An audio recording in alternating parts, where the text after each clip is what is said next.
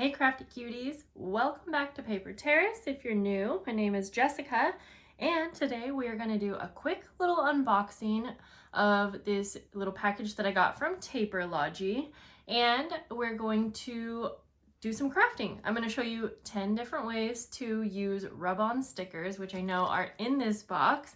So let's quickly open up what we have. I'll put any links below if you're interested in any of these products. So this one kind of got my imagination rolling because I just peeked in here. And this looks like some wooden pieces. Something I don't usually use in journals. And if you're new to my channel, I mainly work with junk journals and handmade like paper projects. But I love all kinds of crafting. So yeah, I was kind of thinking that these might be really, really cute and fun to include in some tassels that go on journals. So I'm excited to play with those in a little bit. And then let's see, were there two? Nope. Then we have this pack of tags. Everything comes packaged so beautifully from Taperlogy. Ooh, okay. These are really fun. So if you can't tell on camera, they're slightly embossed and it's kind of like a handmade paper feel to the tags. So very high quality, and I really like the style of these. These will be super fun to play around with, and the red definitely kind of gives them that vibe that would, I think, work with like a classic Christmas style, but of course you could just use these all year long since they're not specifically Christmas themed.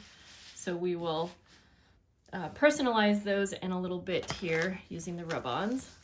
Looks like I got 2 packs of fabric.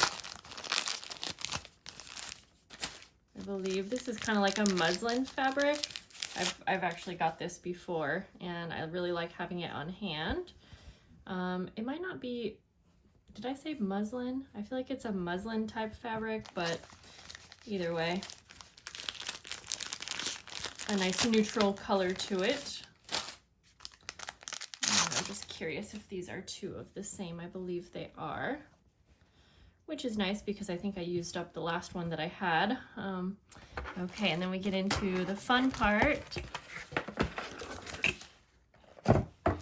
The rub-ons, and we have 3 different packs, so we'll quickly go through these. I'll put any coupon codes down below. I can't remember if I have any to share with you. Having trouble getting these up. So they always come with a little stick that you can use for putting the rub-ons on. So we have these cute little pack here. And then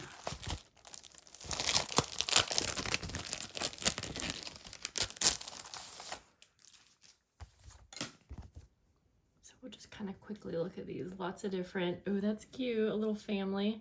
Lots of different images to choose from. Oh, the little kitty. Oh, I like the pinks. I like the pinks. Neutrals. The little girl is so cute. This is a really cute set. I like that there's different colors on each page there. Okay, let's check out the last one here so that we can get into the crafting. Yeah, so I really like using rub-ons, but I find sometimes that I run out of ideas for how to use them other than like some very basic ways, which I'll show you that as well. But I wanted to challenge myself, which is why I came up with just 10 different ways that you can use them, specifically regarding junk journals. So let's just get started, and let's see. Maybe I'll start out using one of these little packs. Oh, I don't know, because these ones were so cute. Okay, I'm gonna get started with a smaller image, I believe. Okay, so for the first one, it is going to be pretty basic. And we are going to make a little fabric tab. But that'll be a good easy way to demonstrate how easy these are to use on all kinds of materials. I just cut a little slit here and I'm going to rip this off just because I'm going to be creating a little tab that can go on the edge of a journal page. So I just have this here.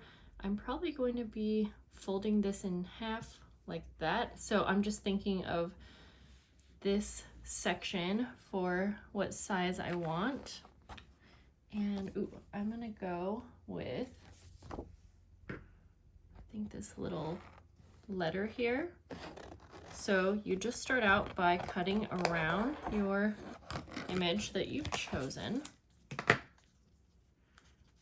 And we're gonna remove the backing, very easy. And then place where you want it. So I'm just gonna kind of put this closer to the edge over here. Bring it in a little bit more. I'm gonna unfold this though, just because it's going to be easier to rub on the sticker.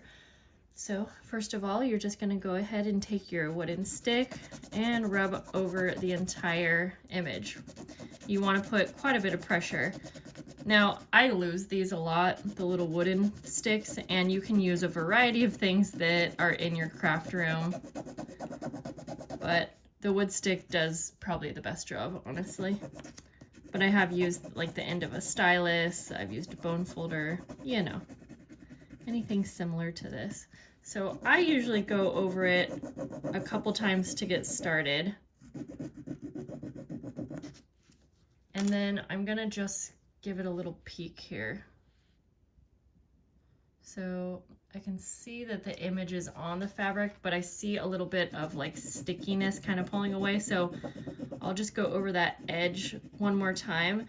And I feel like making sure that the edge is down first is kind of one of the more important steps. And then you'll just slowly pull away, again, just making sure that that whole image is down before going too quickly. There we go.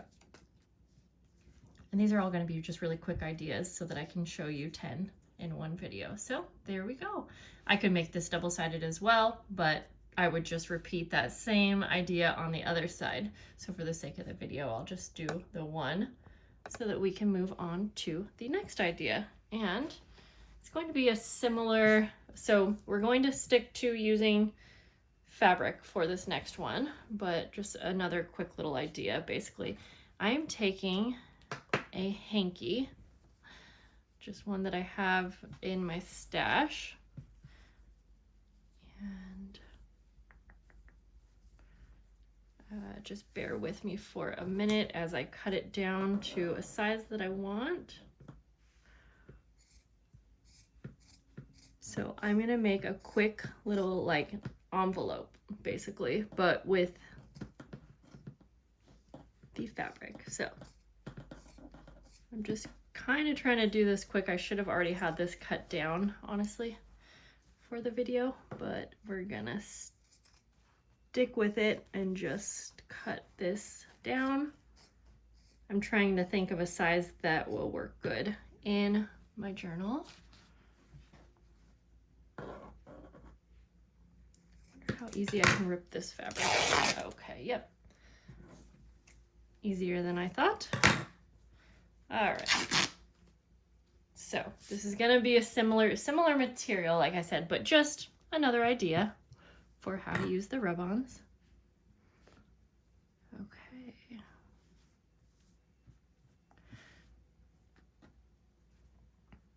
So I'm gonna take this to the sewing machine and just sew down the two sides. So we have our little simple fabric pouch. So for this one, I'm actually going to take one of the rub-ons that's actually a little bit bigger than the space I have. So I'll show you what you can do in that case if you want to trim down a size. It's actually, so I'm actually gonna cut off like a little bit of the pole here just to make it a little bit shorter. And then also that's going to kind of make it look like the pole is going to the top and bottom. I probably didn't really need to trim that, but just to show that that's an option with these, you can trim things down if you need. And then I'm just going to go ahead and kind of place this in the center where I want it. And while I'm at it, I'm actually going to pick one more little image in here. There's some ornaments hanging, and I'm going to see if I can position it just right so that it will look like it's kind of hanging on the edge of the what will be the pouch. So let's see, I'm just gonna kind of close this and then eyeball this part here. I think that will work out perfect. And then I'll unfold it again. And same thing, I'm just gonna rub all over. One little tip when you are putting these on fabric is to kind of hold the fabric taut if it is a fabric that has more flexibility. So that's why this fabric right here, there's not a whole lot of elasticity in it. So this is a really, really good fabric to start out with, but we can still make this one work. So now we're gonna go ahead and see. I think I got it on there okay. And here is one other little tip is that you can see I was able to actually even go over these seams pretty seamlessly. Okay, I need to do this one just a little bit more. And this one also goes over the seam on the edge here. And it kind of just melts into it and really looks like this is a part of the fabric, which I think is cool and gives it such a nice look. Okay, and then let's close up the top pouch. So like I was saying, I kind of cut this down to be the perfect size, and I think that it's so cool because it kind of looks like it's really just a part of the pouch here.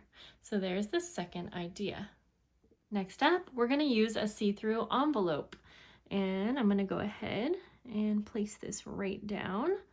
Now this is really fun. I love doing this when I have rub-ons that are flowers because it can almost give that illusion that you have a pressed flower inside the see-through pocket. But it's also fun to play around with other images. And you can even go off of the edge. So instead of just having it on that clear window, you can have it overlap onto the side, which also gives a nice illusion. The next few ideas, I'll probably skip through the rub-on part now that we've gone through that, and I can just focus on the actual idea. So we don't have to be too redundant, but there we go. And you can even see this little snowflake over here almost overlaps onto the side, but you can play around with that idea. We could even do another one up in the corner that kind of goes onto the envelope.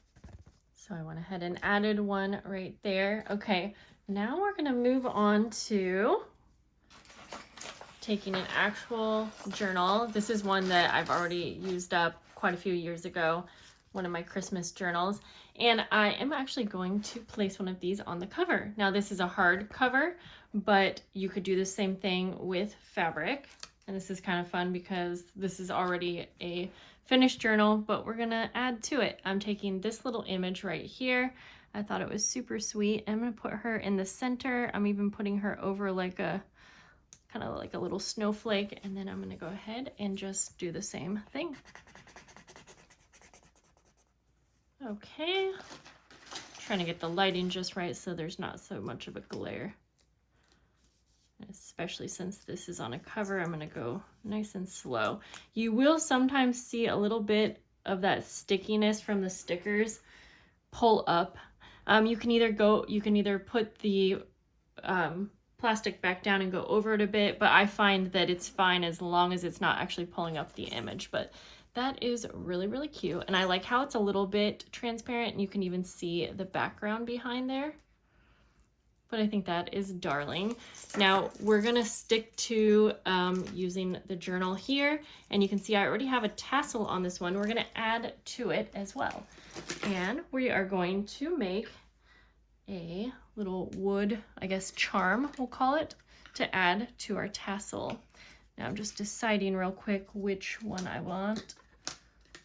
I'm kind of wanting more of a plain base. I'm gonna go with this one right here. Now I don't want to spend too much time crafting other parts of this, but I am quickly going to take some ink. This is pine needles, and just go around the edge. Pine needles, Tim Holtz Distress Oxide. Just to give this a little bit more dimension and personality. And I feel like this will look really pretty with maybe some gold paint, but we're gonna just stick to the rub-on portion of this, and I'm gonna use this one right here.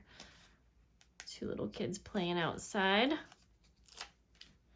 And we'll go ahead and I feel like you could have so much fun with this because you could do a whole little scene, honestly. You could pick and choose between all of the options to make a little scene. You could make it double-sided. And then this is just going to be a really nice way of personalizing the charms and embellishments that you put into your journals, because there are so many different themes of ribbons.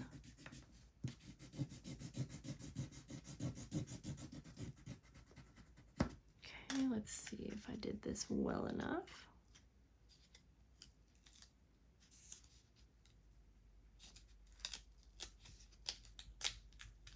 Just be careful around like the detailed edges, but look how cute this is. I love it. It is such a dark and cloudy day. I had to try to turn on some lighting, so bear with me. So I'm taking some thread, just going to actually put it through the two sides, but I'm also stringing on some teeny little bells just for some added character. And then just bring those up kind of close to the ornament, and then I'm just going to also put these through the top hole so that we can attach them to our tassel. Now, of course, you don't have to, this wouldn't have to be part of a tassel. You could use this in so many different ways. In fact, you could make ornaments this way and add them as gifts if you wanted, but I am going to tie mine to my already made tassel. I think that one is so darling. So definitely my favorite so far, but let's move on because like I promised, I have 10 different things to show you. So the next one, this is actually a little project that I made last year. I had a bunch of little scrap pieces of vellum. You could use tracing paper as well, and it's going to be another pouch essentially, but this one will be with vellum. I feel like a lot of people probably have vellum in your craft room if you are working with junk journals, or like I said, tracing paper, wax paper. So I'm just folding this 3 times, just very, very simple. In fact, I'm even going to just close it up with my staple here. Just do 2 staples down like that. You could sew this, use adhesive, whichever method you want. And then we'll go ahead again and pick another cut apart. Rub on, not cut apart. I'm not sure why I said that. Okay, let's go ahead and do this cute little cooking lady.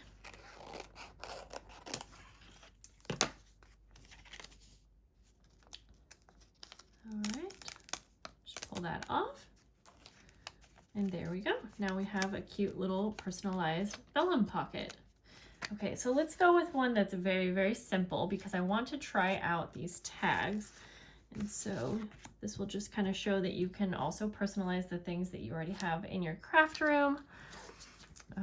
Let's see here. I really want to use that cute little cat on a couch, but maybe not for this one. Oh, let's go with, I think, the little window. For this one, I am going to do like a little scene. So we have the window, and then I'm going to take the little birds, cute little birds on the pine, and I'm going to try to position this one so it goes all the way to the top. We'll see how it looks having the birds kind of going over an already like printed image, and then I'm going to take 2 little snowflakes and just position those around. And they have just like that, and then 1 more, and then I'll go ahead and rub these on. All right, here is the cute little tag. I really like how that turned out, but I'm really excited for the next one, and we're gonna try some buttons. So I love using buttons on my journals, and I figured why not try adding some little images to our buttons. So I'm just looking through to see which ones I want to use. Maybe we'll go with our smaller set. Now I think the trickiest part so far about this is finding images that are small enough, but I think I found a few, and I'm just gonna play around with this because this is definitely new to me. So I'm gonna try a few different images, and I'll start with one first. Now there are, you know, holes in the buttons, so you may have to just be mindful of where you are placing your images. And I'm almost feeling like I need to use like a stylus or something, but let's start out with the wood stick just to see if this will apply enough pressure. Oh, okay. I'm actually quite surprised. That totally worked. All right, so then I'm gonna just add 1 more little image to this just to kind of make it very customized. So it turns out the wood stick actually works perfect, and it kind of goes on smoother than on other surfaces so far. So for this one though, I am going to experiment. I'm going to take this cute little gingerbread man, and I'm actually going to do this one over the holes, and then we'll have to poke through the holes and we'll just see what happens with that. But this is cute because next month I'm planning to do some journaling projects that have to do with gingerbread men, so it would be really fun to be able to customize my buttons. And I think these would be fun on a tassel or even on a journal cover. Let's see here. Just gonna take that little edge, and there is a little like divot also, so just have to be careful to make sure and press down on all of the different areas of the button, if that makes sense. Okay, that came off real easy though. So then I think it's going to be easy. The easiest way will be to turn it over and then carefully poke through, I think. Now this is just, again, an experiment here. I'm gonna do a quick little poke so I can see where the holes are. Okay, now I can see, but I'm going to take my needle through this way, and I'm going to try to have that rub-on kind of go down and around the holes, if that makes sense. Yes, okay. Now, wow, okay, this actually looks like this button came this way. So I definitely recommend doing it that way. That is so much fun. Okay, I am highly impressed with this. How fun. I'll probably add them to my tassel, but while we're here, we're gonna do 1 more little experiment. And I have this little glass jar, and in fact I had another one I was going to use, which is teeny tiny, but since I already have one on this tassel, let's just go ahead and add to this. Okay, easier than I thought.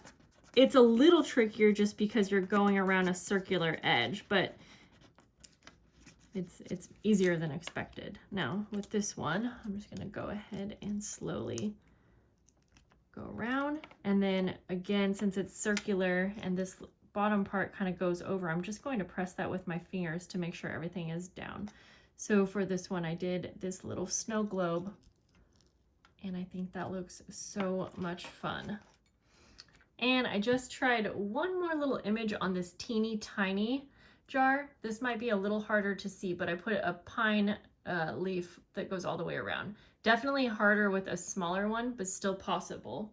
So the last idea number 10, hopefully I got that right, we are going to just do a very, very simple use, which I probably should have started with, but I'm going to take one of my journal pages. Love this little cabin, by the way. And I'm going to take this because I want to use this one so bad.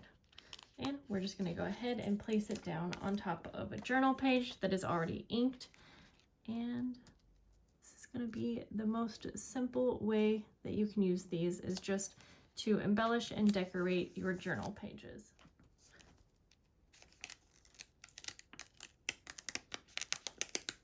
Most satisfying pull, and I just realized I didn't actually rub on that last little snowflake, but that's okay.